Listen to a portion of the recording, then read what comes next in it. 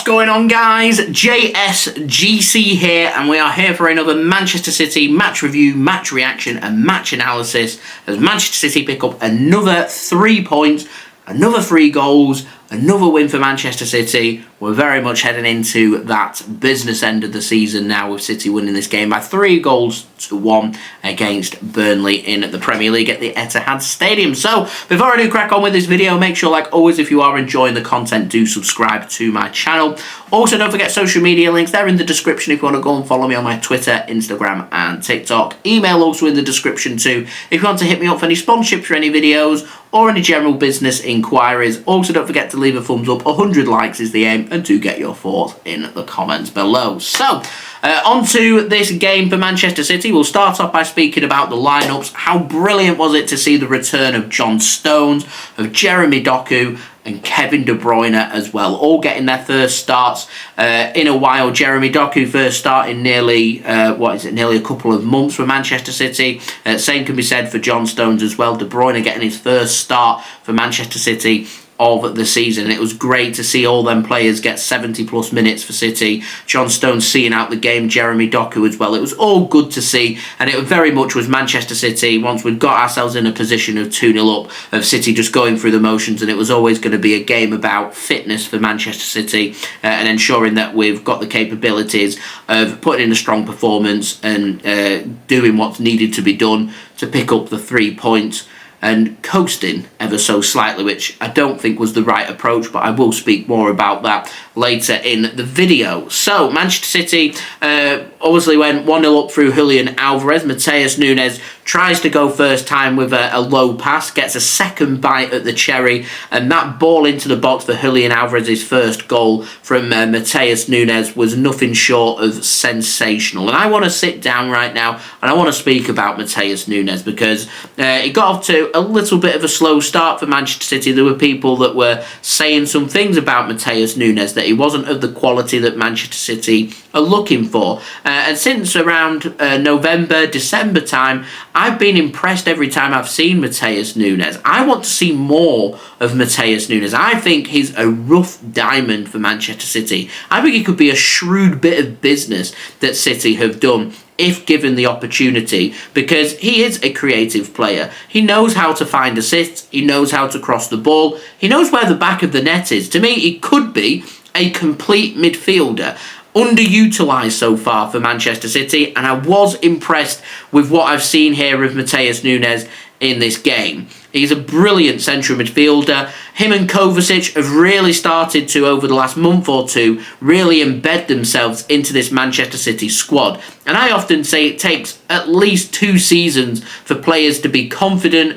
and professional and good enough to get to the levels that Manchester City are looking for. And Kovacic and Nunes, to me, are really starting to find their feet very nicely, and I wouldn't rule out over the next 18 months both of them players providing very competitive competition for Manchester City's central midfield places. So I'm very happy with that. Kevin De Bruyne, that's a set piece that's clearly been worked on in the training ground. Kevin De Bruyne playing a nice early pass into the channel from the free kick for Julian Alvarez. Burnley clearly expecting the dinked ball towards the back post to either be headed towards goal or headed across goal. What they weren't expecting was a straight pass through the middle that completely takes out all the Burnley defence. Alvarez always has half a yard on the defender, and it's a cool-as-you-like finish. I'm taking nothing away from Alvarez. I gave him my JSGC man of the match in my live stream. I gave him that because Alvarez did what he needed to do. Right place at the right time with a good header for the first goal. Right place at the right time for the second goal, and it's a coolly taken finish into the back of the net. Erling Haaland, we've not seen him for nearly 2 months for Manchester City, and he must have been watching that on the substitute bench, raring to go, and seeing how good Julian Alvarez is and thinking, do you know what? He's going to find it very difficult to be able to claim his spot back into the Manchester City squad. Alvarez is a very good player, and he deserves to be starting these games for Manchester City and once more grabbing himself a brace. I'm surprised I didn't see more from Alvarez to try and grab a hat-trick for Manchester City in the second half, but I feel like now's an appropriate time to speak about that second half, because Man City's aim would be to get that third goal to completely kill the game off and get the 3 points, and they did that inside 26 seconds through Rodri, a cool-as-you-like finish into the back of the net. It was a good finish from Rodri. What I wanted was to see Manchester City start thinking about goal difference, because it can be, come the end of the season, an extra point. Liverpool right now have got a better goal difference than Manchester City. We were 3-0 up in this game after 46 minutes. This was the perfect chance. At home, against a team in 19th place, we're 3-0 up after 46 minutes for Manchester City to go out there and make a statement win. 4, 5, 6, 7 goals. We are capable of doing it. And we took our foot off the gas, preserving energy. I get why they're doing it, because we've got lots of games that are going to come thick and fast for the team. And so you want your players to be fully fit and ready to go. And if City go on and win all their games between now and the end of the season, we'll end up with a better goal difference than Liverpool, just down to Manchester City winning every single game. But presume that doesn't happen. Liverpool and City more than likely aren't going to go on and win all the games. In fact, they can't, because they play each other, which means it could come down to goal difference. It could get very tight at the top. And this was a great chance here for Manchester City to near enough go neck and neck with Liverpool on goal difference and put a little bit more pressure onto them. Facts are, Liverpool right now, as I'm recording this video, Liverpool are winning in their match at Anfield against Chelsea. I'm going to presume that they go on and get the 3 points. Facts are, City have got a game in hand, we're 5 points behind, and Liverpool have got a better goal difference, and they've got to play us at Anfield.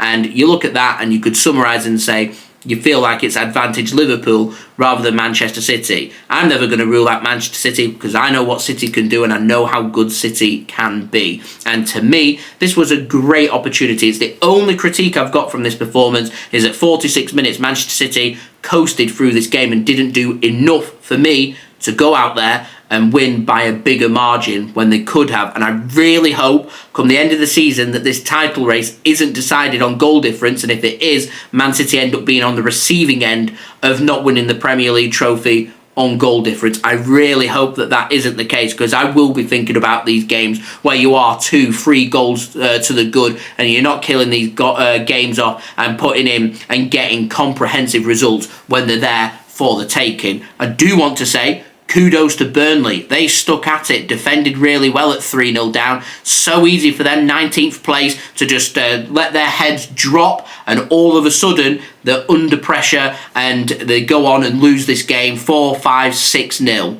Does them no favours whatsoever. They stuck to their game plan really well. They constricted Manchester City to very limited opportunities, in particular in that second half when they were 3-0 down. Heck, they even wanted to go out there and score a goal, which they managed to make happen in the 93rd minute as well. I'm disappointed for Ederson for him to concede that goal with the pressure that he was under from a very impressive performance from Stefan Ortega-Moreno against Tottenham Hotspur in our last game in the FA Cup as well. 3-0 would have been a fair reflection for this game, I think. Burnley, kudos to them, grabbed the goal. That gives them a little bit of confidence heading into their next games, but they've got some big games coming up. Fulham at home is a huge game for them, because following that it's Liverpool at Anfield, Arsenal at home. You're going to presume that they're not taking points from them games, and all of a sudden this gap that they've got, which is currently at 7 points at the bottom or in the relegation zone, that gap could get 8, 9, 10 points all of a sudden. You're talking 13, 14 games left of the season, and once it gets to points, you needed more points than games left, you're looking doomed. And that could be a situation that Burnley could find themselves in even by end of February into early March. So they need to dig really deep.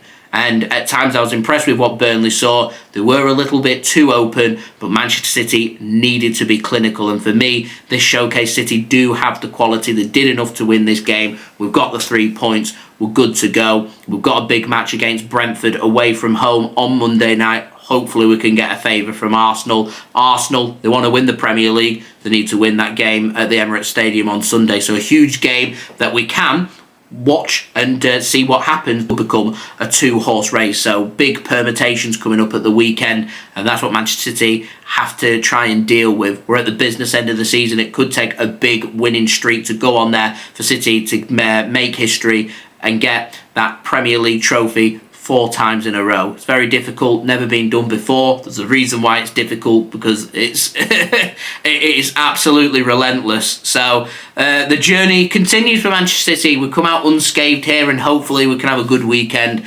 We see Liverpool maybe drop points, even lose would be good, and Manchester City win against Brentford would be fantastic. We'll see. I'll have all the build up to that, and of course all the content covered for transfer deadline day for you guys to enjoy. So thank you everybody for watching, much appreciated. Do leave your thoughts in the comments below. Don't forget as well to leave a thumbs up. 100 likes is the aim. Subscribe as well if you're new around here. Press that red button, press the bell, and put your push notifications on. Social media links, they're in the description if you want to go and follow me on my Twitter, Instagram and TikTok. Email also in the description too if you want to hit me up for any sponsorships for any videos or any general business inquiries, and I'll see you all again real soon for the next Manchester City video. So I've been JSGC. Thank you everyone for watching. I hope everyone is safe and well. Peace.